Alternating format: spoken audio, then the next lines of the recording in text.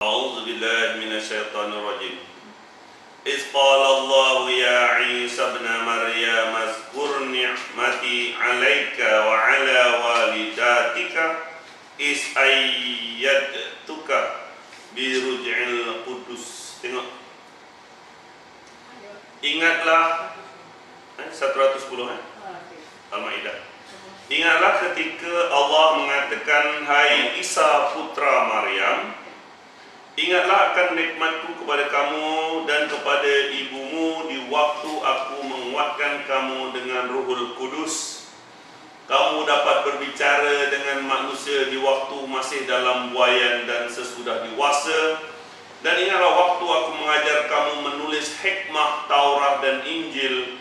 Dan ingat pula di waktu kamu membentuk dari tanah suatu bentuk yang berupa burung dengan izinku, kemudian kamu meniup padanya, lalu bentuk burung itu menjadi burung sebenarnya dengan izinku. Dan ingatlah ketika kamu menyembuhkan orang yang buta sejak dalam kandungan dan orang yang penyakit sopak dengan izinku. Dan ingatlah di waktu kamu mengeluarkan orang yang mati dari kubur menjadi hidup dengan izinku. Ingatlah ketika aku menghalangi Bani Israel daripada keinginan mereka membunuh kamu dikala kamu mengemukakan kepada mereka keterangan-keterangan yang nyata. Lalu orang kafir di antara mereka berkata, ini tidak lain hanyalah sihir sahaja. Allah rakamkan dalam ayat 110 ini beberapa mukjizat yang Allah berikan kepada Nabi Isa alaihi salam. Termasuklah semasa dalam buayan dia sudah pandai berbicara, dan sudah tentu semasa dewasa. Jangan cakap masa dalam buayan bicara, masa besar dia bisu. Tidak. Susunan ayat. Ketika kamu dapat bicara pada manusia di waktu dalam buayan dan setelah dewasa. Allah mengajar dia mengenai hikmah Taurat dan Injil. Dapat bentuk tanah macam burung, tiup jadi burung sebenarnya. Memulihkan mata orang yang buta daripada lahirnya dan juga daripada penyakit sopak. Berarti dua mukjizat ini, kalau dia dapat memulihkan orang yang buta daripada lahir, berarti memang tak mungkin orang itu boleh melihat kalau memang lahir dalam keadaan buta. Kalau dia penyakit sopak, berarti tidak akan dapat ubat yang merawat penyakit sopak. Tak akan jumpa. Okey? Right. Jadi Nabi Isa diberikan dengan mukjizat begini. Tapi kita tengok Dan ketika ingatlah di waktu aku menghalangi Bani Israel keinginan mereka membunuh kamu dikala kamu mengemukakan kepada mereka. Walaupun 5-6 mukjizat ini yang Allah bagi kepada Nabi Isa alaihissalam, ternyata bahawa mukjizat ini tidak menyebabkan orang Bani Israel bangsanya sendiri untuk jadi beriman. Mukjizat tidak menyebabkan seorang itu jadi beriman. Bahkan dia nak membunuh Nabi Isa alaihissalam. Terdapat dalam sejarah para nabi bahawa mukjizat memang tidak menambahkan iman kepada seorang. Kita tengok Nabi Allah Ibrahim alaihissalam dibakar, hidup keluar lagi, pun tidak menyebabkan masyarakatnya jadi beriman. Lalu Nabi Allah Ibrahim keluar daripada negerinya Ur Kaldan menuju ke Palestin. Orang dibakar hidup, keluar, orang pun tak nak beriman. Kita tengok mukjizat yang Allah bagikan kepada Nabi Musa alaihissalam. Ada 8 mukjizat. Tidak menambahkan iman sedikit pun kepada Fir'aun. Tangan keluar cahaya. Dia kata bersihir. Okey? Tongkat jadi ular. Okey? Kemarau panjang. Serangan belalang. Serangan katak. Sungai Nil jadi darah. Bukan ke satu yang besar. Ternyata Fir'aun tidak mau beriman walaupun ada 7 mukjizat yang Nabi Isa tunjukkan kepadanya. Sehingga mukjizat yang terakhir terbelah lautan, Fir'aun masih lagi tak mengaku, masuklah ke laut, terlangkup berkatut semula, maka tenggelamlah dia. Nak tenggelam baru cakap aku beriman, minta maaf. So dalam sejarah, mukjizat memang tidak boleh menjadikan orang itu beriman. Begitu juga kisah Nabi Saleh kaum Samud. Unta keluar daripada batu sebesar-besar unta keluar, bukan jadi beriman, bahkan unta itu sendiri dibunuh. Jadi daripada iktibar ayat Al-Quran ini, kita tak perlulah cerita mukjizat-mukjizat yang ada kepada Rasulullah SAW, Nabi Muhammad, kalau tidak ada nas. Tidak akan menambah iman sekalipun. Tolong jangan tokok tambah terhadap Rasul. Tidak menambahkan iman. Ada yang kata Nabi jalan, batu bagi salam, Assalamualaikum ya Rasulullah. Daun-daun pun bagi salam. Nas apa yang kau pegang? Nas apa yang kau pegang? Bahkan banyak ulama mempertikaikan air keluar daripada jejari Rasul, sebab bertentangan dengan aslub surah. Ketika Rasulullah SAW memimpin angkatan tentera dalam peperangan Tabuk, keadaan begitu panas sekali, musim panas. Ayat Al-Quran banyak yang turun dalam surah At-Taubah mengenai perang Tabuk ini. Sampaikan ada sahabat Nabi sembelih unta nak dapatkan air di kakinya. Tiba-tiba kita bicarakan air keluar dari jejari Rasul. Siapa nak air? Di sini air. Amboi. Sedangkan dalam Al-Quran, dalam surah At-Taubah, orang-orang beriman diuji begitu sekali. Kalau kita tengok dalam kitab Fi Zilalil Quran, mereka bertanya tentang mengenai air keluar di jari ini. Sahabat Nabi bertanya, apa yang berlaku kepada tentera Tabuk? Dia kata, pada masa itu memang panas, kebanyakan kami adalah kehabisan air. Lalu apa yang berlaku? Rasulullah berdoa kepada Allah, kemudian awan datang, hujan pun turun, masing-masing mendapat air, kemudian awan berlalu. Seperti kat Mekah Madinah, apabila kemarau, doa minta hujan.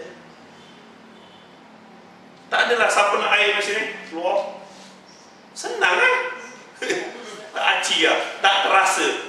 Bertentangan dengan aslub surah At-Taubah, betapa sukarnya peperangan Tabuk yang Rasulullah pimpin pada tahun ke-9 Hijrah ini. Kita tinggalkan mukjizat-mukjizat macam-macam ini. Nabi balik batu giling Fatimah, tak nak berhenti, pusing. Kadang-kadang ustaz ni cerita suka hati dia. Nabi batu giling tu kata, aku tak akan berhenti sehingga kamu jamin saya akan masuk surga. Rasulullah kata, okey, engkau akan masuk surga. Batu giling pun berhenti berpusing. Takkan batu giling dia sudit, sudu, belanga semua dah ikut masuk surga.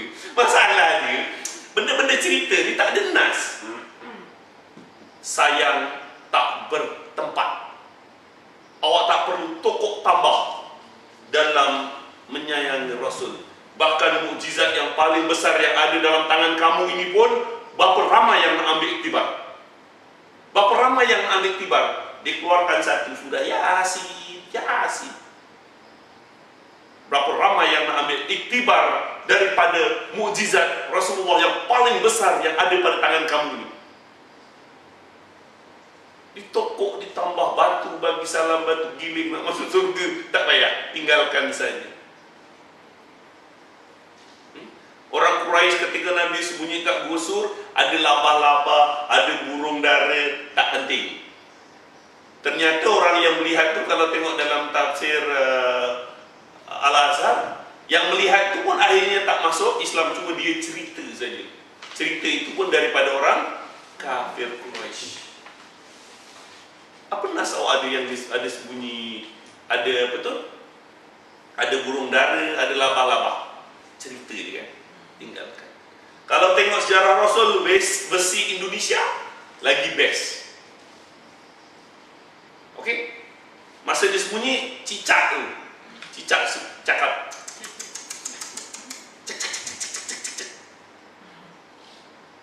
Kau tahu apa cicak ya? Matamu picak, matamu picak. Dalam bahasa Indonesia maksudnya, buta ke mata kau? Buta ke mata kau?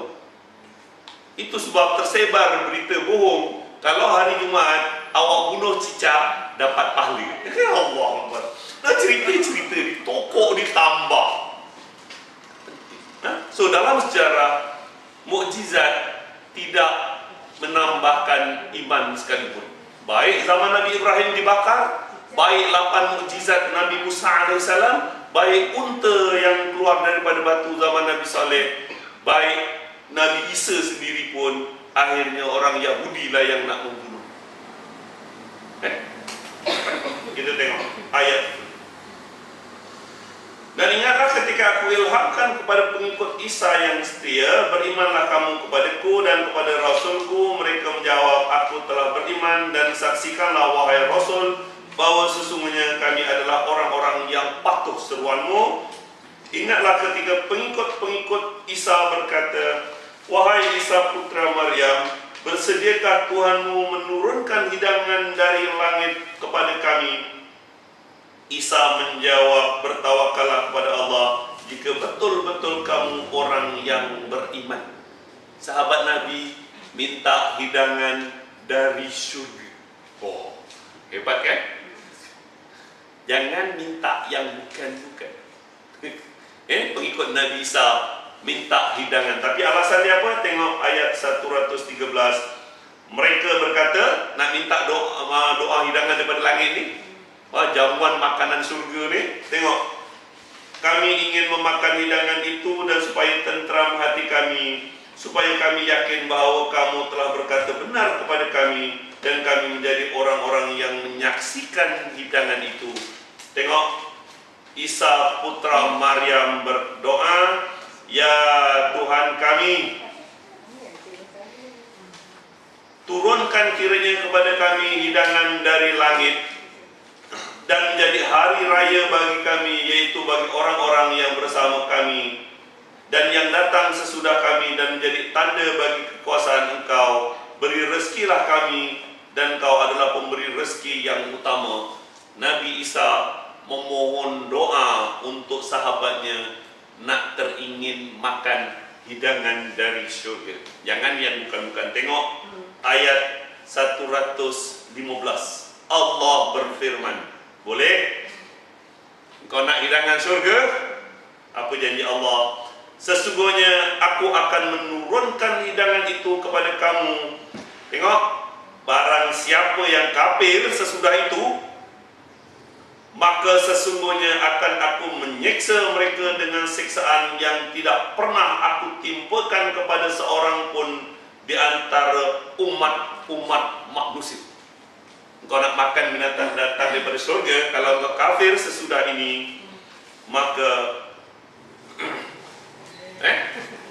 kalau kau kafir lagi sesudah ini, Allah akan azab seperti azab yang tak pernah Allah turunkan kepada manusia. Correct? Faham? Faham? Okey. Saya ingatkan kamu, Nabi Allah Isa ada 12 sahabat yang paling karib, dikenali sebagai Hawariyun. Nabi Musa ada 12 Hawariyun. Rasulullah SAW juga ada 12 Hawariyun, yaitu sahabat yang bersumpah setia. Nabi Musa AS, 12 Hawariyun dia, dua saja yang nak masuk ke Palestin. 10 lagi dia kata, aku tunggu kat sini, kau perang dengan Tuhan, kalau menang aku masuk. Itu 12 pengikut Nabi Musa. Dari 12 pengikut Nabi Isa, seorang belot, yaitu Yudas Iskariot. Dia mendapat rasuah daripada bangsanya Yahudi dengan 17 keping perak membocorkan rahsia untuk tentera Rom cuba membunuh Nabi Isa alaihissalam. Daripada 12, seorang yang daripada 12 pengikut Nabi Muhammad SAW, Hawariyun dia, 9 orang kaum Hazrat, 3 orang kaum Aus, diketuai oleh Abdullah Rawaha. Kesemua 12 Hawariyun Rasul ini dalam sejarah tafsir Al-Azhar semuanya gugur mati syahid. Abdullah Rawaha, ketua Hawariyun ini bagi Rasul, mereka ini bersumpah dia akan mempertahankan Rasulullah SAW seperti dia mempertahankan keluarganya dan hartanya sekiranya Nabi berhijrah ke Madinah. Ini dikenali sebagai sumpah Aqabah. Abdullah Rawaha, ketua Hawariyun Nabi, gugur di perang Mu'tah yang berlaku pada tahun ke-7 Hijrah, akhir tahun 7 Hijrah. Faham? Jadi Nabi Isa ada 12 pengikut, Nabi Isa pun ada 12 yang bersumpah, Rasulullah pun ada 12 yang bersumpah. Faham? Awak pernah tengok tak gambar Nabi Isa, gambar dilukis Nabi Isa tengah-tengah, belah kiri ada 6 orang, belah kanan 6 orang. Lepas tu ada perempuan kat belakang dia. Pernah tengok?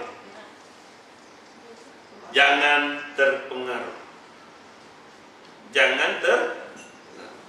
Gambar itu dilukis oleh Leonardo da Vinci pada tahun 1700 Masehi. Leonardo da Vinci ini melukis itu pada 1700 tahun selepas Nabi Isa tadi. Betapa gambar ini memberi gambaran yang salah, lama-lama dipuji, dipuja, akhirnya disembah. Kat Malaysia ni dah mula dah. Gambar Syekh Abdul Qadir Al-Jailani, gambar Wali Songo, macam-macam. Asalnya dilukis, lama-lama dibentuk, akhirnya disembah. Seperti mana pengikut Nabi Allah Nuh yang menyembah patung anak Nabi Adam. Faham? Pada tahun 400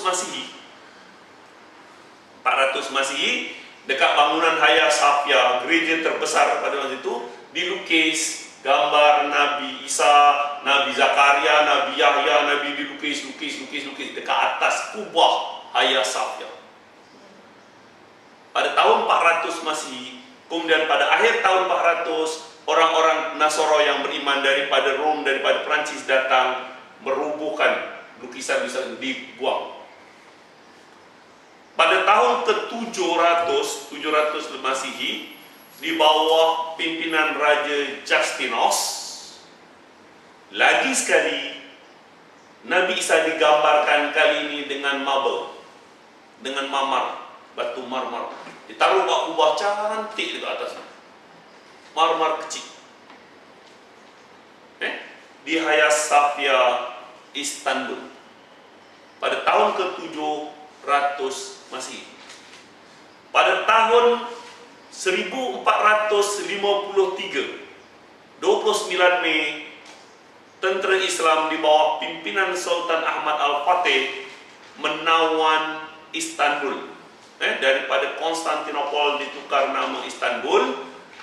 Jadi Sultan Ahmad mengambil gereja yang besar itu, ditukar jadi masjid, kemudian ditutup dengan batu konkrit, gambar-gambar nabi-nabi itu, dan juga gambar Jibril yang ada kepak ada di bangunan Hagia Sophia. Sultan Ahmad tutup dengan batu konkrit, dijadikan masjid.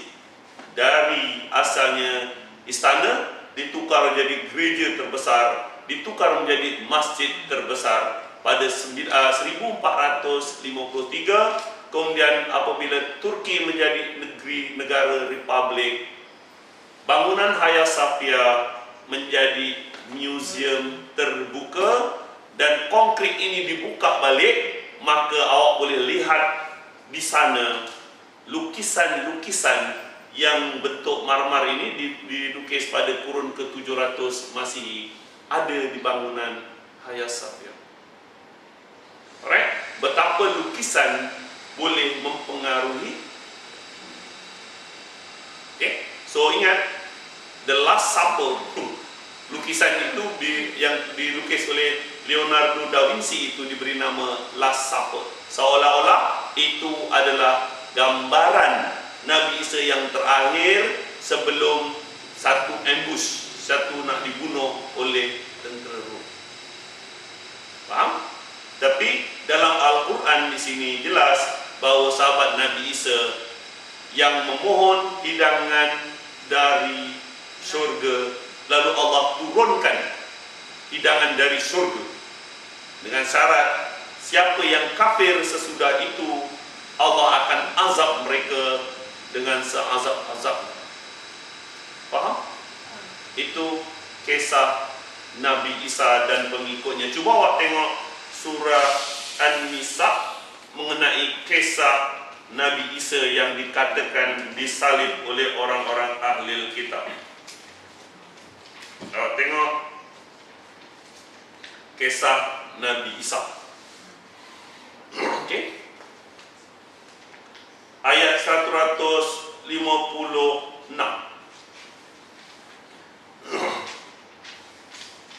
Ini kisah orang Bani Israel, Yahudi. Nabi Isa juga adalah keturunan bangsa Bani Israel. Tengok ayat 156. Dan kerana kekafiran mereka terhadap Isa, orang-orang Bani Israel, orang Yahudi ini, Nabi Isa ini pun Bani Israel, kerana dia kafir, dia tak percaya dengan Nabi Isa, dan tuduhan mereka terhadap Maryam dengan kedustaan yang besar. Dia menuduh Maryam berzina. Tengok orang Yahudi Bani Israel ini, tengok ayat 157. Kerana ucapan mereka, sesungguhnya kami telah membunuh Al-Masih Isa putra Maryam, Rasul Allah, padahal mereka tidak membunuhnya dan tidak pula menyalibnya, tetapi yang mereka bunuh adalah orang yang diserupakan dengan Isa. Bagi mereka, sesungguhnya orang yang berselisih faham tentang pembunuhan Isa benar-benar dalam keraguan-raguan tentang siapa yang dibunuh itu. Mereka tidak mempunyai keyakinan tentang siapa yang dibunuh itu, kecuali mengikuti zon, sangka-sangkaan belaka, dan mereka tidak yakin bahawa yang dia bunuh itu adalah Isa AS. Tengok sejarah. Saya ulang balik sejarah.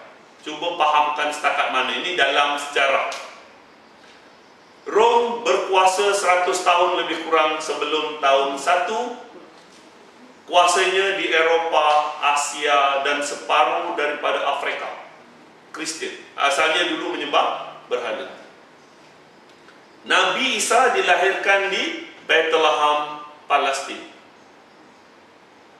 Di situ terdapat kelompok Yahudi yang dikenali sebagai Judaism. Orang Rom menyembah berhala, orang Yahudi mengikut kitab Taurat. Orang Yahudi benci pada para nabi, dia bunuh Nabi Allah Zakaria, dia bunuh Nabi Yahya. Dialah yang menghasut tentera Rom untuk membunuh Isa alaihissalam dengan alasan Isa memberontak daripada penjajah. Okey? Dialah yang menghasut tentera Rom. Dialah orang Yahudilah, Bani Israel, yang memberi rasuah kepada salah seorang daripada pengikut Nabi Isa, iaitu Yudas Iskariot, iaitu menunjukkan nanti kalau tentera Rom datang, Yudas akan cium dahi Nabi Isa. Itulah Isa putra Maryam. Orang Rom tak kenal siapa dia Isa alaihissalam. Pada satu malam, malam, bukan lampu elektrik macam ni, lampu cuma dengan minyak zaitun, lampu cahaya minyak zaitun, remang-remang, di ambush, tentera Rom mengepung hendak membunuh Isa, menangkap Nabi Isa dan sahabat-sahabatnya. Nabi Isa kisahnya habis di situ, Allah angkat di lain yang tempat dan matikan sampai ajal. Sahabat yang lain juga lari. Ada 2 sahabat Nabi Isa yang ditangkap oleh Rom, yaitu Saint Peter, seorang lagi saya tak ingat, dan juga seorang yang diserupakan oleh Allah seperti Nabi Isa. So 3 orang inilah yang diserahkan oleh tentera Rom kepada Raja Yahudi di Palestin, raja yang bernama Pontius. Raja ini berkata, aku tak nampak kesalahan Isa. Jadi Raja Pontius berlepas tangan. Ketiga-tiga orang ini diserahkan kepada rabai-rabai Yahudi, dan 3 inilah yang disalib. Berarti yang disalib 2 sahabat Nabi dan juga seorang yang diserupakan oleh Allah dengan Nabi Isa.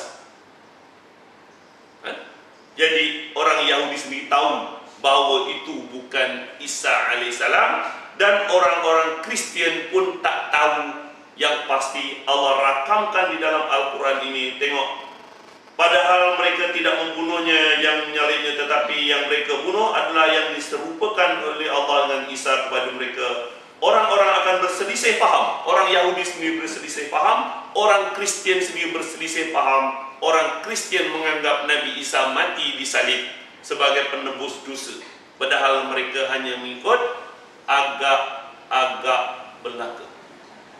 Inilah yang rakamkan dalam Al-Quran dan yang terdapat dalam sejarah. Allah lebih mengetahui. Tetapi ayat Al-Quran yang mengatakan yang dibunuh itu adalah yang diserupakan oleh Allah seperti Musa, seperti Isa, kita kena terima sebab itu dari ayat Al-Quran. Faham? Jadi kisah dia, Nabi Isa ditangkap oleh sahabat dia, ditangkap oleh tentera Rom, diserahkan oleh orang Yahudi. Orang Yahudilah yang menyalib 2 sahabat Nabi Isa dan juga seorang yang diserupakan oleh Allah seperti Isa putra Maryam. Faham? Seorang sahabat Nabi Isa yang bernama Saint Mark Antony lari ke Mesir. Dia berdakwah di Mesir, Alexandria, Iskandaria. 2 orang sahabat dia, yaitu Saint Paul dan Saint David, lari ke arah utara berdakwah di Turki, yaitu di Ephesus.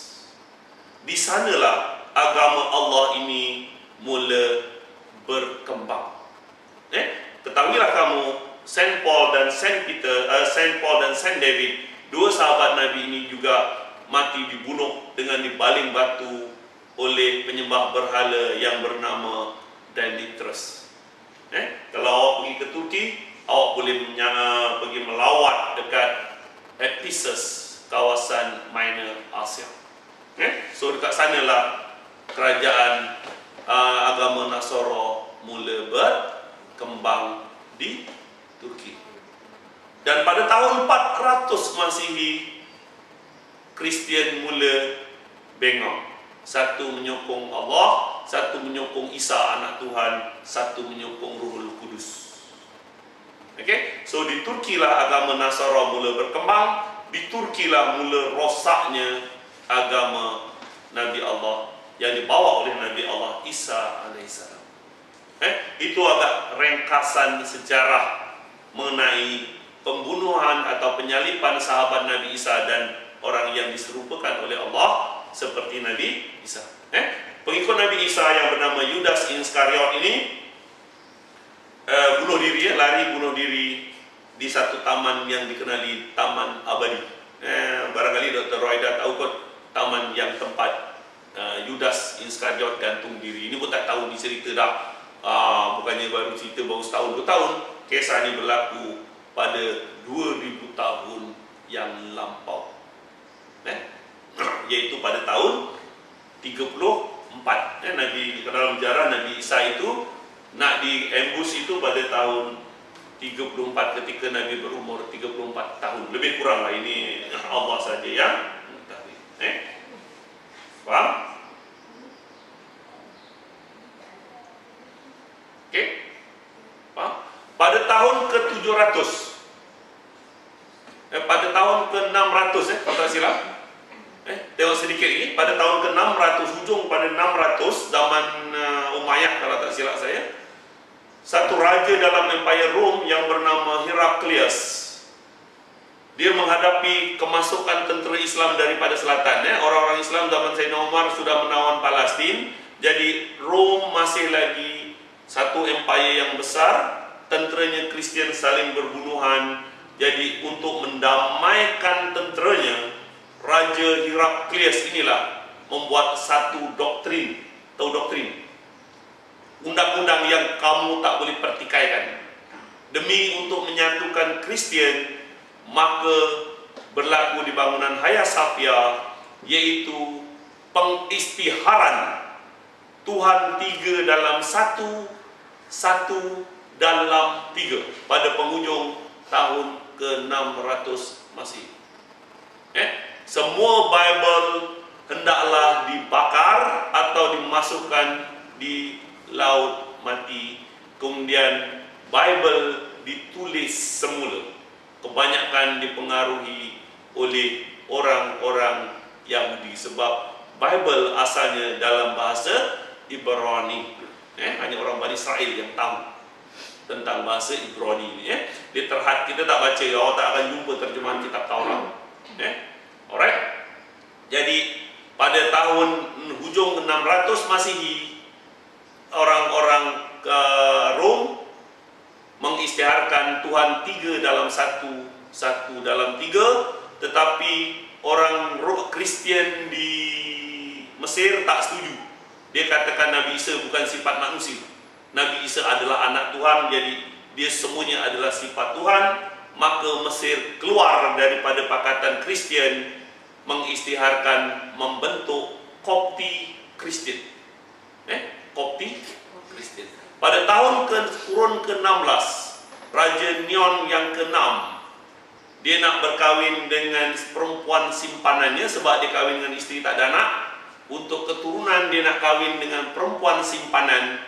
Maka Rom Itali tak membenarkan. Maka England keluar daripada Kristian, membentuk Christian Anglican. Nampak? Maka berpecahlah Kristian dari satu jadi 73 pecahan ataupun lebih banyak lagi.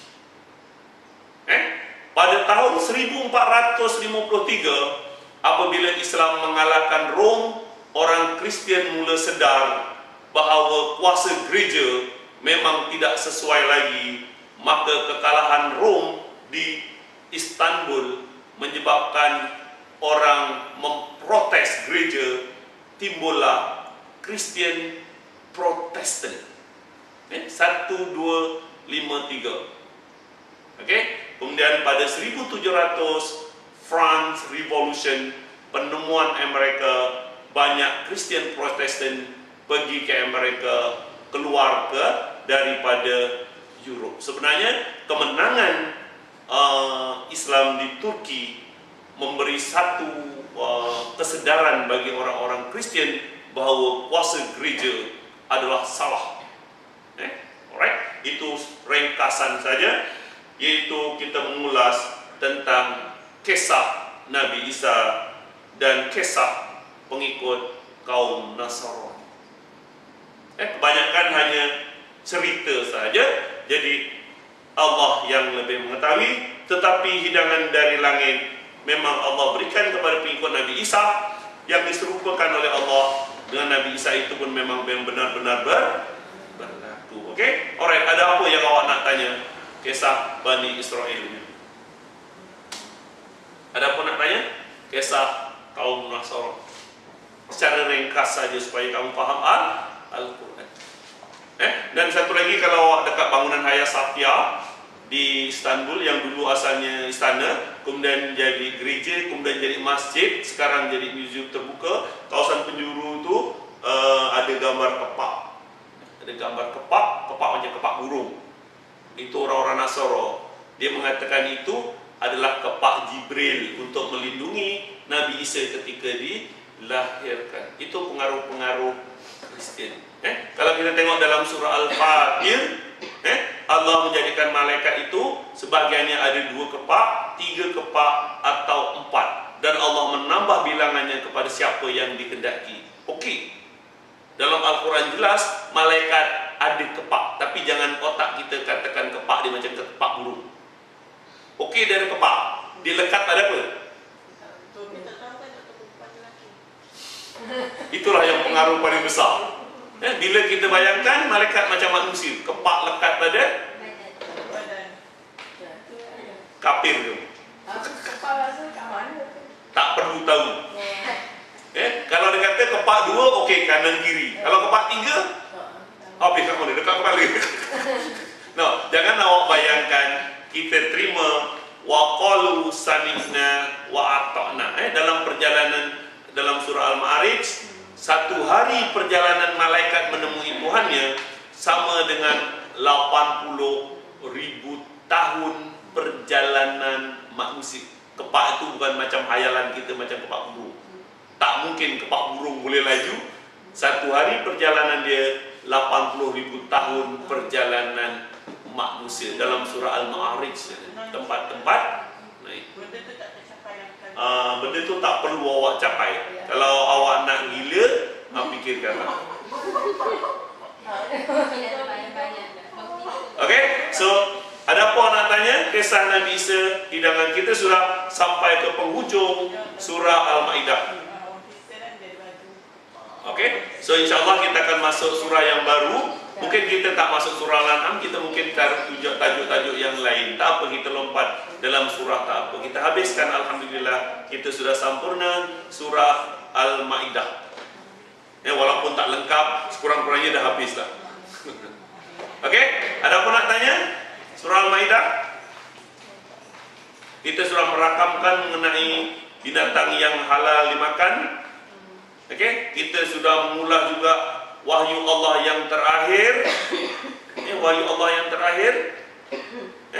Hari ini aku sempurnakan agamaku dan nikmatku untuk kamu, daripada ayat 3. Kita sudah mengulas sembelihan orang-orang Kristian, orang-orang Yahudi dibenarkan berkahwin Yahudi dan juga perempuan Kristian yang menjaga kehormatan. Kita juga mengulas banyak mengenai Bahirah, Saibah, Wasilah dan Ham. Kalau tak silap ada 5-6 kuliah mengenai surah Al-Maidah. Alhamdulillah. Tapi doktor, Yes. kalau orang Islam nak kahwin dengan perempuan Kristian atau Yahudi, ada dekat cara rukun nikah dia sama? Rukun nikah ni buatan manusia je. Kalau kat Johor je pasang mikrofon. Aku terima nikah sahaja, aku nawaitu, aku nak terima nikah. Nah. Dekat Europe, awak setuju kahwin dengan dia? Setuju. Habis. Tapi wali tu tak? Wali yang perempuan. Sepatutnya wali yang menikahkan. Kalau aku setuju aku nikahkan kamu dengan anak aku, setuju. Habis itu. Walaupun dia Kristian atau Yes. Tapi kalau dalam hal itu mungkin pelaksanaan tu, kalau dia masih Kristian, kalau benar tak ada masalah apa. Kita tengok siapa tu pemain bola kriket Pakistan kahwin dengan Yahudi. So Jamil Masjid tak ada masalah apa. Setuju. Kita di Malaysia saja yang tak biasa dengan kes kahwin Kristian Yahudi. Di Europe tak ada masalah. Tapi Anak macam mana sekalipun bin bapa, agama tak jadi masalah. Ikutlah. Tak jadi masalah. Ada peraturan dalam agama. Macam itu ikut pendapat ulama.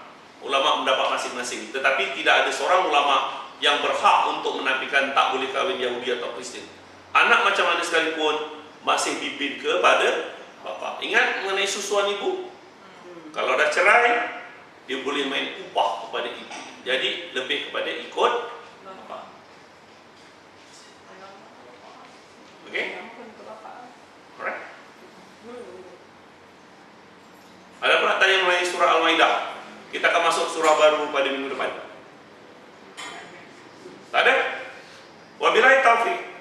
hidayah. Wassalamualaikum warahmatullahi wabarakatuh.